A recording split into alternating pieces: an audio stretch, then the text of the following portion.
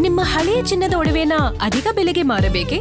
ಆಟಿಕಾಗೆ ಕಾಲ್ ಮಾಡಿ 8880 Attica gold company. ಕೊಲೆ ಆರೋಪಿಗಳ ಬೆನ್ನಿಗೆ ನಿಂತ ಪೊಲೀಸ್ನವರು 5 ತಿಂಗಳಾದರೂ ಕೊಲೆ ಆರೋಪಿಗಳ ವಿರುದ್ಧ ಕ್ರಮ ಯಾಕಿಲ್ಲ? ಸಂತ್ರಸ್ತರಿಗೆ ಜೀವ ಬೆದರಿಕೆ ಹಾಕಿದ್ರು ಪೊಲೀಸರು ಸುಮ್ಮನಿರೋದು ಯಾಕೆ?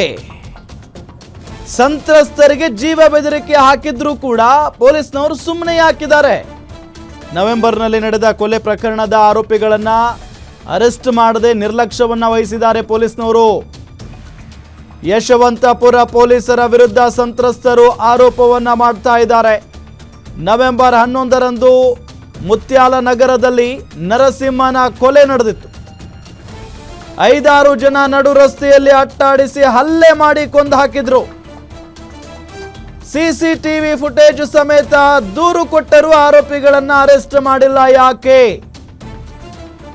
ಜೀವ ಭಯದಲ್ಲಿ ಮನೆಯನ್ನೇ ಖಾಲಿ ಮಾಡಿದ್ದಾರೆ ನರಸಿಂಹನ ಕುಟುಂಬಸ್ಥರು. ಪಾಪ, ನ್ಯಾಯ ಕೊಡಿಸಿ ಅಂತ ಪೊಲೀಸ್ ಕಚೇರಿ ಅಲಿತಾ ಇದ್ದಾರೆ ತಾಯಿ ಮತ್ತು ತಂಗಿ. ಆರೋಪಿಗಳನ್ನ ಬಂಧಿಸಿ ನ್ಯಾಯ ಕೊಡಿಸಿ ಅಂತ ನರಸಿಂಹನ ತಂಗಿ ಕಣ್ಣೀರು ಹಾಕ್ತಾ ಇದ್ದಾರೆ. ಪಾಪ, ಎಂಥ ಪರಿಸ್ಥಿತಿ, ಎಂಥ ಸಮಾಜದಲ್ಲಿ ನಾವೆಲ್ಲ ಜೀವನ ಮಾಡ್ತಾ ಇದ್ದೀವಿ ಅಂತ ಹೇಳಿ ಪ್ರಶ್ನೆ ಮೂಡುತ್ತೆ ಇಂಥ ಪ್ರಕರಣಗಳನ್ನು ನೋಡಿದಾಗ. ಸಿಸಿಟಿವಿಯಲ್ಲಿ ಸೆರೆಯಾಗಿರುವಂತ ಆ ದೃಶ್ಯವನ್ನ, ಕೊಲೆ ಮಾಡುವ ದೃಶ್ಯವನ್ನ ತೆಗೆದುಕೊಂಡು ಹೋಗಿ ಪೊಲೀಸ್ನವರು ಮುಂದಿಟ್ಟು ಕ್ರಮ ತೆಗೆದುಕೊಳ್ಳಿ ಸರ್, ಇವರೇ ಕೊಲೆ ಮಾಡಿದ್ದಾರೆ ಅಂತ ಸಾಕ್ಷಿ ಸಮೇತ ವಿಡಿಯೋ ಕೊಟ್ಟರು ಕೂಡ ಇದುವರೆಗೂ ಪೊಲೀಸ್ನವರು ಯಾರನ್ನೂ ಅರೆಸ್ಟ್ ಮಾಡಿಲ್ಲ. ಅದರ ಬದಲಾಗಿ ಜೀವ ಭಯದಲ್ಲೇ ಈಗ ಕೊಲೆ ಆಗಿದಾನಲ್ಲ ನರಸಿಂಹ, ಅವರ ಕುಟುಂಬಸ್ಥರು ಮನೆ ಖಾಲಿ ಮಾಡ್ಕೊಂಡು ಹೋಗಿದ್ದಾರೆ. ಇದೇನು ಜೀವನ ಇದು? ಯಾರನ್ನ ಅರೆಸ್ಟ್ ಮಾಡಬೇಕು? ಕೊಲೆ ಆರೋಪಿಗಳನ್ನ. ಅವರು ಇದುವರೆಗೂ ಕೂಡ ಅರೆಸ್ಟ್ ಮಾಡಿಲ್ಲ. ಸಿಸಿಟಿವಿ ದೃಶ್ಯಗಳನ್ನು ನಿಮಗೆ ತೋರಿಸ್ತಾ ಇದ್ದೀವಿ ನಾವು. ಹಾಡ ಹಗಲೇ ನಡೆದಿರುವಂತ ಕೊಲೆ ಇದು. ಇಷ್ಟು ದೊಡ್ಡ ಸಾಕ್ಷಿ ಇದ್ರೂ ಕೂಡ ಇದುವರೆಗೂ ಕೊಲೆ ಆರೋಪಿಗಳನ್ನ ಅರೆಸ್ಟ್ ಮಾಡಿಲ್ಲ ಪೊಲೀಸ್ನವರು.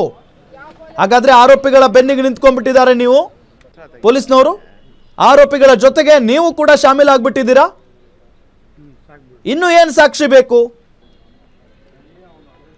ಆತನ ತಾಯಿ ಮತ್ತು ತಂಗಿ ನ್ಯಾಯಕ್ಕಾಗಿ ಪ್ರತಿನಿತ್ಯ ಅಲೆದಾಡುವಂತ ಪರಿಸ್ಥಿತಿ ನಿರ್ಮಾಣ ಆಗಿದೆ.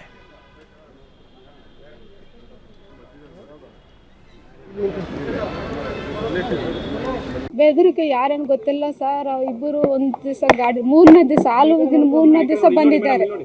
ಫೋನ್ ಮಾಡಿ ಬೆದರಿಕೆ ಆಗ್ತಾರಾ? ಫೋನ್ ಮಾಡಿದ್ದಾರೆ. ಈಗಲೂ ಬೆದರಿಕೆ ಆಗ್ತಾ ಇದಾರಾ? ಇಲ್ಲ, ನಾನು ಫೋನೇ ಸ್ವಿಚ್ ಆಫ್ ಮಾಡ್ಕೊಂಡು ನನಗೆ ಭಯ ಬಂದು ಇವ್ರು ಕೆಲಸಕ್ಕೆ ಹೋಗ್ತಾರೆ. ಏನಂತ ಬೆದರಿಕೆ ಆಗ್ತಾರೆ? ನೀನು ಹಿಂಗ ಇದೆ ಮನೇಲೋ ಇಲ್ಲ, ಮನೆ ಖಾಲಿ ಮಾಡಿಬಿಟ್ವಿ, ಮನೆ ಮಾರಿಬಿಡ್ತಾ ಇದೆ, ಯಾರಿದ್ದಾರೆ ನಿಮ್ಮ ಮನೆಯಲ್ಲ ಅಂದರು. ಹಾಲು ಹಸಿನ 3 ದಿವಸನ ಅಂದರು. ನಾನು ಏನು ಮಾತಾಡಿಲ್ಲ, ಸುಮ್ಮನೆ ನೋಡಿದ್ದೀನಿ ಅಷ್ಟೇ.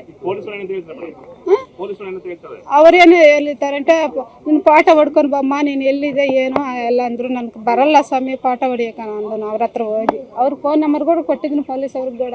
ಈ ನಂಬರ್ నుంచి ಬಂದಿ ಸ್ವಾಮಿನೇ ತಗೊಂಡ್ರು. ಅವತ್ತು ಏನು ಮಾಡಲ್ಲ. ಬೆದರಿಕೆ ಯಾರೇನು ಗೊತ್ತಿಲ್ಲ ಸರ್. ಇಬ್ಬರು ಒಂದು ದಿವಸ ಗಾಡಿ 3ನೇ ದಿವಸ ಹಾಲು ಹೋಗಿನ 3ನೇ ದಿವಸ. ಇಷ್ಟು ತಿಂಗಳಾಯಿತು ನಮ್ಮ ಅಣ್ಣನ ಸಾಯಿಸಿರೋರನ್ನ ಯಾರನ್ನೂ ಅರೆಸ್ಟು ಮಾಡಿಲ್ಲ. ಅವರೆಲ್ಲ ತಿರುಗ್ತಾ ಇದ್ದಾರೆ. ಅವ್ರಿಗೂ ಆಂಟಿಸಿಪೇಟ್ರಿ ಬೈಲು ಅಪ್ಲೈ ಮಾಡಿದ್ದಾರೆ. ಅಲ್ಲಿಗೂ ಪ್ರೂಫ್ಸ್ ಎಲ್ಲ ಕೊಟ್ಟಿದ್ವಿ. ಸೆಷನ್ ಕೋರ್ಟಲ್ಲಿ ಬೈಲ್ ರಿಜೆಕ್ಟ್ ಆಗಿದೆಯಂತೆ. ಅದಾದಮೇಲೆ ಏನಾಗ್ತಿದೆ ಅಂತ ಏನೂ ಗೊತ್ತಿಲ್ಲ. ಅವರು ಅರೆಸ್ಟ್ ಆಗಿಲ್ಲ ಹಾಗಂತ ಹೇಳಿ ಅವರು ತಿರುಗಾಡ್ತಾ ಇದ್ದಾರೆ. CCTV ಫುಟೇಜು ಇದೆ, ಹೊಡೆದಿರೋದು ಪೋಸ್ಟ್ಮಾರ್ಟಮ್ ರಿಪೋರ್ಟಲ್ಲಿ ಹೊಡೆದಿರೋದ್ರಿಂದನೇ ಸತ್ತಿರೋದು ಅಂತ ಬಂದಿದೆ, ಎಲ್ಲ ಬಂದಿದೆ. ಆದರೆ ಯಾರೂ ಅರೆಸ್ಟು ಮಾಡಲಿಲ್ಲ, ಏನೂ ಇಲ್ಲ. ನಾವು ನಮ್ಮ ಮನೆಯಲ್ಲೇ ಇಲ್ಲ ಸರ್. ಅವರು ನಮ್ಮನ್ನು ಹೆದರಿಸ್ತಿದ್ದಾರೆ. ಮನೆಗೆ ಸಾಯಿಸಿರೋರು ಒಂದು ಹುಡುಗ ನಾನು ರೋಡಲ್ಲೇ ಹೊಡೆದು ಸಾಯಿಸ್ಬಿಟ್ರೆ, ನಮ್ಮ ಬೀದಿ ಇರೋದು 15ನೇ ಕ್ರಾಸ್ ಸರ್. 17ನೇ ಕ್ರಾಸ್ ತನಕ ಎಳ್ಕೊಂಡು ಬೀದಿಯಲ್ಲೆಲ್ಲ ಹೊಡ್ಕೊಂಡೋಗಿರೋದು. ಅಷ್ಟು ದೂರ ಹೊಡ್ಕೊಂಡು ಹೋಗಿದ್ರೇನು ಆ ಪ್ರೂಫ್ ಇದ್ರೇನೆ ಅವ್ರನ್ನ ಅರೆಸ್ಟ್ ಮಾಡಿಲ್ಲ ಸರ್. ನಾನು ನಮ್ಮಪ್ಪನಿಗೂ ಹುಷಾರಿಲ್ಲ. ನಮ್ಮಪ್ಪನಿಗೆ ಬ್ರೈನ್ ಸ್ಟ್ರೋಕ್ ಆಗಿದೆ. ಅವ್ರನ್ನ ಹಿಡ್ಕೊಂಡು ನಾನೊಬ್ಬಳೆ ಇವ್ರನ್ನ ಹಿಡ್ಕೊಂಡು 6 ತಿಂಗಳಿಂದ ಎಲ್ಲ ಆಫೀಸಲ್ಲಿ ಸುತ್ತಿದ್ದೀನಿ ಪೊಲೀಸ್ ಏನು ಹೇಳ್ತಾರಮ್ಮ? ನೀವು ಓದಕ್ಕೆ ಕೇಳಿದಾಗ ಏನಂತ ಸರ್? ಡೀಟೇಲ್ಸ್ ಕೊಡ್ತಾರೆ ನಮ್ಮ ಕ್ರೈಮ್ ರಿಪೋರ್ಟರ್ ಗಿರೀಶ್ ಸಂಪರ್ಕದಲ್ಲಿದ್ದಾರೆ. ಗಿರೀಶ್, ಭಾಳ ಸ್ಪಷ್ಟ, ಇಷ್ಟು ಸಾಕ್ಷಿ ಇದೆ. ಪಾಪ ಇಬ್ಬರು ಹೆಣ್ಮಕ್ಳು ಕಣ್ಣೀರು ಹಾಕ್ಕೊಂಡು ನ್ಯಾಯಕ್ಕಾಗಿ ಅಲೆದಾಡ್ತಾ ಇದ್ದಾರೆ. ಪೊಲೀಸ್ನವರು ಶಾಮೀಲಾಗಿದ್ದಾರಾ ಹಾಗಾದರೆ ಈ ಆರೋಪಿಗಳ ಜೊತೆಗೆ? ಯಾಕೆ ಅರೆಸ್ಟ್ ಮಾಡಿಲ್ಲಂತೆ ಪೊಲೀಸ್ನವರು? ರಾಮ್, ಖಂಡಿತವಾಗಿಯೂ ಇತ್ತೀಚೆಗೆ ಏನಾಗ್ತಾ ಇದೆ ಅಂತ ಅಂದ್ರೆ, ಒಂದು ಕಡೆ ನೈತಿಕ ಪೊಲೀಸ್ ಗಿರಿಯನ್ನ ಮಾಡಿ ನ್ಯಾಯವನ್ನ ಕೊಡಿಸ್ತೀವಿ ಅಂತ ಸ್ವಲ್ಪ ಜನರು ಓಡಾಡ್ತಾ ಇದ್ರೆ, ಪೊಲೀಸರಿಗೆ ಯೂನಿಫಾರ್ಮ್ ಅನ್ನು ಕೊಟ್ಟು ಅಧಿಕಾರವನ್ನು ಕೊಟ್ಟು ನೀವು ಆಡಳಿತವನ್ನ ಮಾಡಿ ನ್ಯಾಯವನ್ನ ಕೊಡಿಸಿ ಅಂತಂದ್ರೆ, ಪೊಲೀಸ್ನವರು ಯಾಕೋ ಪೊಲೀಸರ ತರ ಬಿಹೇವ್ ಮಾಡ್ದಲೆ ಅಪರಾಧಿಗಳು ಅಥವಾ ಆರೋಪಿಗಳ ಜೊತೆ ಶಾಮೀಲಾಗ್ತಾ ಇದ್ದಾರೆ ಎನ್ನುವ ಅನುಮಾನ ಈ ಒಂದು ಕೇಸನ್ನ ನೋಡಿದ್ರೆ ಗೊತ್ತಾಗುತ್ತೆ. ಅಷ್ಟಕ್ಕೂ ಈ ಒಂದು ಘಟನೆ ಆಗಿರೋದು 2025 ನವೆಂಬರ್ ಅಲ್ಲಿ ಆತ ನರಸಿಂಹ ಅಲಿಯಾಸ್ ಕೊಂಡ ಎನ್ನುವನನ್ನ ಬೀದಿಯಲ್ಲಿ ನಡೆಸಿ ಆತನ ನಂತರ ಮರ್ಡರ್ ಅನ್ನ ಮಾಡ್ತಾರೆ. ನಂತರದಲ್ಲಿ ಒಂದು FIR ಕೂಡ ದಾಖಲಾಗುತ್ತೆ. FIR ಆದ ನಂತರದಲ್ಲಿ ಏನು ಚಾರ್ಜ್ ಶೀಟ್ ಆಗಬೇಕಿರುತ್ತೆ, ಆದ್ರೂ ಕೂಡ ಚಾರ್ಜ್ ಶೀಟ್ ಸಲ್ಲಿಕೆ ಆಗಿಲ್ಲ.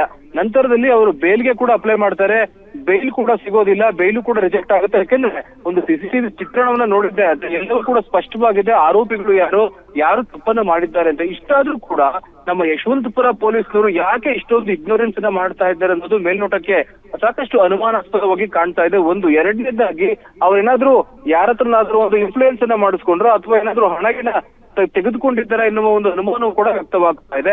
ಅವರಿಗೂ ಇವರಿಗೂ ಏನು ಸಂಬಂಧ? ಅವರು ಏನು ಒಂದು ಕೊಲೆಯನ್ನ ಮಾಡಿರುವ ಆರೋಪಿಗಳನ್ನ ಇವರು ಆರೋಪಿಗಳಾಗೆ ನೋಡ್ಬೇಕೇ ವಿನಃ ಅವರನ್ನು ತಮ್ಮ ಇಷ್ಟಪಟ್ಟವರಂತೆ ಅಥವಾ ತಮ್ಮ ಬಂಧು ಬಳಗದಂತೆ ಏನಾದ್ರು ನೋಡ್ತಾ ಇದ್ದಾರೆ. ಅವರನ್ನು ಅರೆಸ್ಟ್ ಮಾಡೋದ್ರಿಂದ ಇವರಿಗೆ ಆಗುವ ಲಾಸ್ ಏನು? ಇವೆಲ್ಲ ಪ್ರಶ್ನೆಗಳು ಕೂಡ ಹುಟ್ಕೋತಾ ಇದೆ. ಸದ್ಯ ಏನು ಮೃತ ನರಸಿಂಹ ಅಲಿಯಾಸ್ ಕೊಂಡ ಇದ್ದಾರೆ, ಆತನ ತಂಗಿ ಹಾಗೂ ತಾಯಿ ಸಾಕಷ್ಟು ಒಂದು ಕಣ್ಣೀರನ್ನ ಹಾಕ್ತಾ ಇದ್ದಾರೆ. ತಮ್ಮ ಪ್ರೀತಿಯ ಅಣ್ಣನನ್ನ ಅವ್ರು ಕಳ್ಕೊಂಡಿದ್ದಾರೆ, ಆದ್ರೆ ಅವ್ರಿಗೆ ಇನ್ನೂ ಕೂಡ ನ್ಯಾಯ ಸಿಕ್ಕಿಲ್ಲ. ಅವರೇನು ಪೊಲೀಸ್ನವರು ನಮಗೆ ಹಣ ಕೊಡಿ, ನಮಗೆ ಜೀವನಾಂಶವನ್ನ ಕೊಡಿ ಅಂತ ಕೇಳ್ತಾ ಇಲ್ಲ, ಬದಲಾಗಿ ನಮ್ಮ ಅಣ್ಣನನ್ನ ಕೊಂದವರನ್ನ ನೀವು ಅರೆಸ್ಟ್ ಮಾಡಿ ಜೈಲಿಗೆ ಕಳಿಸಿ ಎನ್ನುವ ಹೇಳಿಕೆಯನ್ನ ಕೊಡ್ತಾ ಇದ್ದಾರೆ. ಇಷ್ಟಾದ್ರೂ ಕೂಡ ಪೊಲೀಸರು ತಲೆ ಕೆಡಿಸ್ಕೊತಾ ಇಲ್ಲ. ಇದರ ಬದಲಾಗಿ ಆರೋಪಿಗಳು ಇವರಿಗೆ ಜೀವ ಬೆದರಿಕೆಯನ್ನು ಹಾಕ್ತಾ ಇದ್ದಾರೆ. ಅದು ಕೂಡ ಇಲ್ಲಿ ಗಮನಿಸಬೇಕಾದಂತಹ ವಿಚಾರ. ಯಾಕಂದ್ರೆ ಆತ ಅಂದ್ರೆ ನರಸಿಂಹನನ್ನ ಇವರು ಬೀದಿಯಲ್ಲಿ ಓಡಾಡಿಸಿ ಕೊಂದಿದ್ದಾರೆ. ಇಷ್ಟರಲ್ಲಿ ಇವರು ಮಹಿಳೆಯರಾಗಿದ್ದಾರೆ, ಪಾಪ ಯಾವಾಗಲೂ ಕೂಡ ಮನೆ ಕೆಲಸ ಇದನ್ನ ಮಾಡ್ಕೊಂಡಿರ್ತಾರೆ. ಇವರನ್ನ ಮುಗಿಸೋದು ಅವ್ರಿಗೆ ದೊಡ್ಡ ವಿಚಾರವೇನಲ್ಲ. ಹೀಗಾಗಿ ಪೊಲೀಸರು ಆದಷ್ಟು ಬೇಗ ಗಮನ ಹರಿಸಬೇಕಿದೆ. ಯಶವಂತಪುರ ಪೊಲೀಸರು ಇದೇ ಒಂದು ಕೇಸ್ನ ನಿಮಿತ್ತ ಅವರು ಸಿಒಟಿಗೂ ಕೂಡ ಬಂದು ಒಂದು ದೂರನ್ನು ದಾಖಲಿಸಿದ್ದಾರೆ. ಯಶವಂತಪುರ ಪೊಲೀಸ್ ಇನ್ಸ್ಪೆಕ್ಟರ್ ಹಾಗೂ ಸಬ್ ಇನ್ಸ್ಪೆಕ್ಟರ್ಗಳು ಈ ರೀತಿ ಮಾಡ್ತಾ ಇದ್ದಾರೆ. ಆರೋಪಿಗಳ ಬಂಧನವನ್ನ ಮಾಡ್ದೇನೆ ಅವರು ಎಸ್ಕೇಪ್ ಆಗೋದಕ್ಕೆ ಇವರು ಅನುವನ್ನ ಮಾಡಿಕೊಡ್ತಾ ಇದ್ದಾರೆ ಎನ್ನುವ ಆರೋಪವನ್ನು ಕೂಡ ಮಾಡ್ತಾ ಇದ್ದಾರೆ. ಸದ್ಯ ಪ್ರಕರಣ ಸಂಬಂಧ ಏನು ಪೊಲೀಸರು ನಾವು ತನಿಖೆ ಮಾಡ್ತಿದ್ದೇವೆ ಎನ್ನುವ ಉತ್ತರವನ್ನು ನೀಡ್ತಾ ಇದ್ದಾರೆ. ಹೀಗಾಗಿ ಕಾದು ನೋಡಬೇಕಾಗಿದೆ ಯಾವಾಗ ಆರೋಪಿಗಳನ್ನ ಬಂಧಿಸ್ತಾರೆ ಅಂತಾರ.